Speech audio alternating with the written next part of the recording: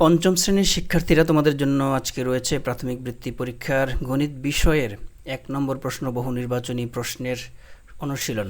তোমাদের এখানে ১০টি প্রশ্ন থাকবে, ১০টি প্রশ্নের উত্তরের জন্য ১০টি নম্বর থাকবে। ১ নম্বর আমরা দেখতে পাচ্ছি ১৮৯৩ গুণ ১৫৩। এটি একটি স্বাভাবিক প্রক্রিয়ার গুণ। আমরা যদি এটি দেখি তাহলে আমরা দেখতে পাচ্ছি ৩ একে ৩, ৩ এ ৯, ৩ নং ২৭, ২৭-এ ৭, হাতে রয়েছে ২, ৩ ৮ ২৪, ২৪-এ আর হাতের ২ এ ২৬, ২৬-এর ৬, হাতে রয়েছে ২, ৩ একে ৩ আর হাতের ২ হলো ৫। আমাদের একটি ধাপ অতিক্রম করলাম। দ্বিতীয় ধাপের শুরুতেই আমরা এককের স্থানে আমরা একটি শূন্য বসিয়ে নিব। তারপরে আমরা দ্বিতীয় ধাপ শুরু করব। ৫, ৩ ৫-এ ১৫, ১৫-এর ৫, হাতে রয়েছে ১, ৫ নং ৪৫, ৪৫-এ আর একে ৪৬, ৪৬-এর ৬, হাতে রয়েছে ৪, ৫ ৮ ৪০ আর হাতের ৪-এ হয় ৪৪, ৪৪-এর ৪, হাতে রয়েছে ৪, ৫ একে ৫ আর হাতের ৪-এ ৯। আমরা দুটি ধাপ অতিক্রম করলাম। তৃতীয় ধাপের শুরুতেই একক এবং দশক স্থানে দুটি শূন্য বসিয়ে নিব। তারপরে আমরা তৃতীয় ধাপ শুরু করব। ৩ একে ৩, ৯ একে ৯, ৮ একে ৮, ১ একে ১। তাহলে আমাদের গুণকের স্থানে ৩টি অঙ্ক রয়েছে। ৩টি অঙ্কের জন্য ৩টি ধাপ অতিক্রম করলাম। এবার আমাদের যোগ করতে হবে। আমরা এভাবে যোগ করতে হবে। আমরা ৯ ০ ০ যোগ করলে পাবো ৯, ৭ এবং ৫ এ দুটি যোগ করলে হবে ১২, ১২ এর সাথে ০ যোগ করলে আমরা জানি যে কোনো সংখ্যার সাথে ০ যদি যোগ করি তাহলে সংখ্যার কোনো পরিবর্তন হয় না। ৭ এবং ৫ এই দুটিতে হয় ১২, ১২ এর ২, হাতে রয়েছে ১, ১ আর ৬ ৭, ৭ এবং ৬ হয় ১৩, ১৩ আর ৩ হয় ১৬, ১৬ এর ৬, হাতে রয়েছে ১, ১ আর ৫ এর ৬, ৬ আর ৪ ১০, ১০ আর ৯ ১৯, ১৯ এর ৯, হাতে রয়েছে ১, ১ আর ৯ ১০, ১০ আর ৮ ১৮, ১৮ এর ৮, হাতে রয়েছে ১, ১ একে ২। তাহলে আমাদের গুণফলটি হলো একক দশক শতক হাজার অযুত লক্ষ। একক দশক শতক হাজার অযুত লক্ষ ২,৮৯,৬২৯, ২,৮৯,৬০০, ২,৮৯,৬২৯। এটি হচ্ছে আমাদের ১ নম্বর প্রশ্নের সঠিক উত্তর। ২ নম্বর প্রশ্নে দেখি। ২ নম্বর প্রশ্নে রয়েছে ৯৮৭ সাথে ২ এবং এখানে একটি খালি ঘর রয়েছে। এই অপশন থেকে এই খালি ঘরে যে কোনো একটি অঙ্ক বসাতে হবে এবং এই ক্ষেত্রে গুণফলের একক স্থানে অঙ্ক ৩ হলে খালি ঘরের অঙ্কটি কত হবে। এখানে বলেছে যে গুণফলের একক স্থানে, গুণফল হচ্ছে এটি, গুণফলের এই একক স্থানের অঙ্কটি হবে ৩। যে অঙ্কটি বসালে গুণফলের একক স্থানীয় অঙ্কে ৩ হবে সেটিই হবে আমাদের সঠিক উত্তর। তাহলে আমরা ধারাবাহিকভাবে দেখি যে প্রথমে আমরা এই ক অপশন থেকে ৩ নিয়ে যদি আমরা গুণ করি, ৩ ৭ ২১, ২১-এর ১ বসে। আমাদের মনে রাখতে হবে একটি অঙ্কের সমাধানের জন্য আমাদের রয়েছে ১ নম্বর, সুতরাং এত সময় এখানে ব্যয় করা যাবে না। তাহলে আমাদের শর্টকাটে করতে হবে, আমাদের সংক্ষেপে করতে হবে। আমরা জানি যে গুণকের একক স্থানীয় অঙ্ক এবং দশকের একক স্থানীয় অঙ্ক দিয়েই কিন্তু গুণ প্রক্রিয়া শুরু হয়। তাহলে এই গুণকের একক স্থানীয় অঙ্ক এবং গুণের একক স্থানীয় অঙ্ক গুণ করার পরে এখানে যে সংখ্যাটি বসবে, এখানে যে অঙ্কটি বসবে, এটি কিন্তু গুণফলের একক স্থানীয় অঙ্কে গিয়ে বসবে। কারণ হচ্ছে পরবর্তীতে যতগুলো ধাপই থাকুক না কেন প্রত্যেকটি ধাপই এই বরাবর শূন্য আসবে। সেজন্য এখানে যে অঙ্কটি বসবে এটি কিন্তু গুণফলের একক স্থানীয় অঙ্কে বসে। আমরা যদি এখানে বসিয়ে যাচাই করি, ৩ বসিয়ে ৩ ৭ ২১ হয়, ২১-এর ১ এখানে বসে, সুতরাং এটি পরবর্তীতে গুণফলের একক স্থানীয় অঙ্কে বসবে। সুতরাং এখানে ১ বসেছে, আমাদের প্রয়োজন ৩। তাহলে এই ক নম্বর অপশনটি সঠিক নয়। আমরা খ নম্বরের ৫ খালি ঘরে বসিয়ে যদি তারপরে গুণ প্রক্রিয়াটি করি, ৫ ৭ ৩৫, ৩৫-এর ৫ এখানে বসবে ৫, সুতরাং এটি পরবর্তীতে গুণফলের একক স্থানীয় অঙ্কে গিয়ে বসবে ৫। এটিও সঠিক উত্তর নয়। এখানের গ অপশনের 7 নিয়ে আমরা যদি এখানে গুণ প্রক্রিয়াটি সম্পন্ন করি তাহলে 7 সাথে 49, 49-এর 9 এখানে বসবে, এটি পরবর্তীতে গুণফলের একক স্থানীয় অঙ্কে বসবে। সুতরাং এখানে আসে 9, আমাদের এটিও সঠিক উত্তর 9। আমরা সর্বশেষ ঘ নাম্বারের সংখ্যাটি অঙ্কটি নিয়ে এখানে বসিয়ে 9 7 নং 63 হয়, 63, তাহলে এখানে বসে 3, এই 3 সংখ্যাটি পরবর্তীতে গুণফলের একক স্থানীয় অঙ্কে গিয়ে বসবে। সুতরাং এখানে আমরা 3 পেয়েছি, তাহলে অঙ্কের যে শর্ত ছিল সেই শর্তের সাথে মিলে যাওয়ায় ঘ নাম্বারই হবে এই অঙ্কের সঠিক উত্তর।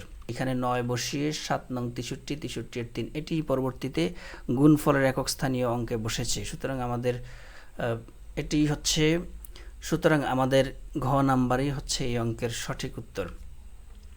3 নাম্বার অঙ্কে এখানেও একটি খালি ঘর রয়েছে 124, তারপর এখানে এই অপশন থেকে যে কোনো একটি অঙ্ক বসবে, এর সাথে 342 গুণ করতে হবে, গুণফলটি হবে 4,27,158।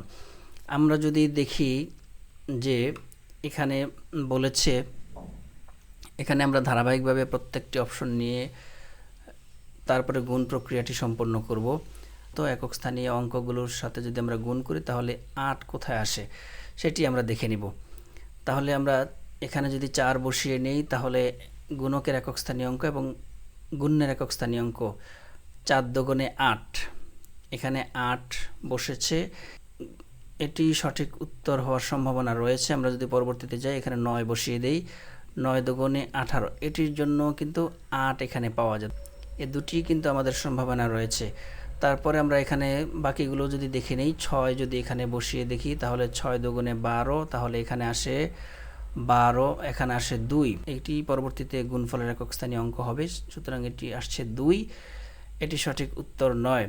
সর্বশেষ ঘ নাম্বার যদি দেখি, এখানে 3 বসিয়ে 3 দুগুণে 6, এখানে বসে 6, পরবর্তীতে এটি গুণফলের একক স্থানীয় অঙ্ক 6 হবে। আমাদের এখানে গুণফলের একক স্থানীয় অঙ্ক রয়েছে 8। তাহলে আমাদের গ এবং ঘ দুটি অপশন কিন্তু সঠিক নয়টি নিশ্চিত হলাম, তবে এই দুটি নিয়ে আমাদের সম্ভাবনা রয়েছে। আমরা যদি প্রথম অপশনটি নিয়ে করি তাহলে 4 দুগুণে 8, এটি হয় 4,25,448, তাহলে আমাদের এই ফলাফলের সাথে কিন্তু এটি ম্যাচ করেনি, সুতরাং এটি সঠিক উত্তর নয়। আমরা পরবর্তী যে সম্ভাব্য সংখ্যাটি রয়েছে 9, সেটি দিয়ে যদি আমরা করি তাহলে আমরা এই সকল গুণ প্রক্রিয়া শেষ করার পরে আমরা যে গুণফলটি পাই সেটি হচ্ছে 4,27,158, তার মানে এখানে যে গুণফল রয়েছে গুণফলের সাথে ম্যাচ করেছে। সুতরাং খ নাম্বারই হবে এই অঙ্কের সঠিক উত্তর। 4 নম্বর অঙ্কটি আমরা দেখি। 4 নম্বর অঙ্ক রয়েছে 990 গুণ 24কে সহজ পদ্ধতিতে গুণের ক্ষেত্রে নিচের কোনটি সঠিক? সহজ পদ্ধতিতে গুণ করার ক্ষেত্রে কোন লাইনটি সঠিক? সহজ পদ্ধতিতে গুণ করা মানে হচ্ছে এই গুণক এবং গুণ্য যে কোনো একটিকে একটি সহজ সংখ্যায় নিয়ে আসা, একটি সহজ সংখ্যায় নিয়ে এসে তারপরে গুণ প্রক্রিয়া সম্পন্ন করা। যেমন 100, 1000, 10,000 এরকম সংখ্যায় নিয়ে এসে তারপরে গুণ প্রক্রিয়াটি সম্পন্ন করলে এটি হচ্ছে সহজ পদ্ধতি। এখানে 990কে 1000 বিয়োগ 10, তাও কিন্তু 990, এটির মান একই রয়েছে কিন্তু সহজ পদ্ধতিতে পরিবর্তন করা হয়েছে এবং তারপরে গুণ 24 রয়েছে। তারপরে 1000-এর সাথে 24 একবার গুণ হবে, তারপরে বিয়োগ হয়ে 10-এর সাথে 24 গুণ হবে। তাহলে 1000 গুণ 24 হবে 24,000 এবং 24-এর সাথে 10 গুণ করলে 240, 24,000 থেকে 240 গুণ করলে 23,760। এটি হচ্ছে সহজ প্রক্রিয়া, এটি হচ্ছে সহজ পদ্ধতিতে গুণের প্রক্রিয়া। এই লাইনটি আমাদের এই অপশনে রয়েছে, সুতরাং এই অঙ্কের জন্য ক নাম্বারই হবে সঠিক উত্তর। 5 নম্বরে রয়েছে গুণক ও গুণফলের একক স্থানীয় অঙ্ক দুইটি যথাক্রমে 7 ও 9 হলে গুণের একক স্থানীয় অঙ্ক কোনটি হবে? এখানে আমরা যদি দেখি গুণের স্থান এটি, গুণকের স্থান এটি, গুণফলের স্থান এটি। আমাদের গুণফলের একক স্থানীয় অঙ্ক গুণফলের একক স্থানীয় অঙ্ক এবং গুণকের একক স্থানীয় অঙ্ক এই দুটি দেওয়া আছে, কিন্তু আমাদের গুণের একক স্থানীয় অঙ্ক কিন্তু দেওয়া নেই। সেটি বলেছে আমাদের গুণের একক স্থানীয় অঙ্ক কি হবে, এই অপশনের 4টি থেকে যে কোনো একটি হবে। তাহলে আমরা যদি অপশন ধরে দেখি তাহলে কোনটি বসালে এই গুণফলের একক স্থানীয় অঙ্ক 9 পাওয়া যায়। তাহলে আমরা 3 এখানে বসিয়ে 3 7 21 হলে আমাদের এখানে 1 বসে, সুতরাং এটি সঠিক উত্তর নয়। এখানে আমাদের 9 প্রয়োজন। খ নাম্বারের 7 যদি আমরা এখানে দিই 7 7 49, 7 7 49, 49-এর 9 এখানে বসে, এটি আমাদের হওয়ার সম্ভাবনা রয়েছে। তারপরেরগুলো আমরা যদি দেখি এখানে বসিয়ে 9 যদি এখানে বসিয়ে নিই 7 নং 63, তাহলে 3 এখানে বসে গুণফলের একক স্থানে, এটিও সঠিক নয়। ঘ নাম্বারে 1 যদি এখানে আমরা বসে 7 1 7, এখানে 7 বসে, এটিও সঠিক নয়। 7 7 49, তাহলে এই একক স্থানীয় অঙ্কে 9 বসে, তাহলে এই অঙ্কের জন্য সঠিক উত্তর হচ্ছে খ। 6 নম্বর প্রশ্ন, 0 1 ও 2 অঙ্কগুলো একবার ব্যবহার করে গঠিত 3 অঙ্কের বৃহত্তম ও ক্ষুদ্রতম সংখ্যার গুণফল। এই অঙ্কগুলোকে একবার করে ব্যবহার করে 3 অঙ্কের একটি বৃহত্তম সংখ্যা তৈরি করতে হবে এবং একটি ক্ষুদ্রতম সংখ্যাও তৈরি করতে হবে, তারপরে দুটি সংখ্যাকে গুণ করতে হবে।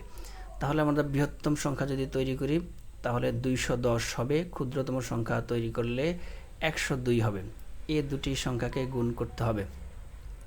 তাহলে এটি যদি আমরা স্বাভাবিকভাবে গুণ করি তাহলে আমাদের গুণফল আসে একক দশক শতক হাজার অযুত 21420।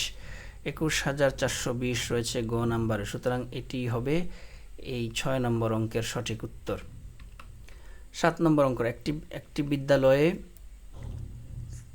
1350 জন ছাত্রছাত্রী আছে, প্রত্যেকে 200 টাকা করে চাঁদা দিলে মোট কত টাকা হবে।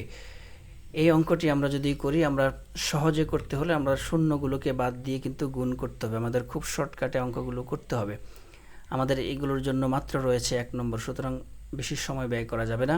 সেজন্য আমাদের এই অঙ্কগুলোকে শূন্যগুলো বাদ দিয়ে যদি আমরা করি তাহলে সহজে এবং কম সময়ে করে নিতে পারবো।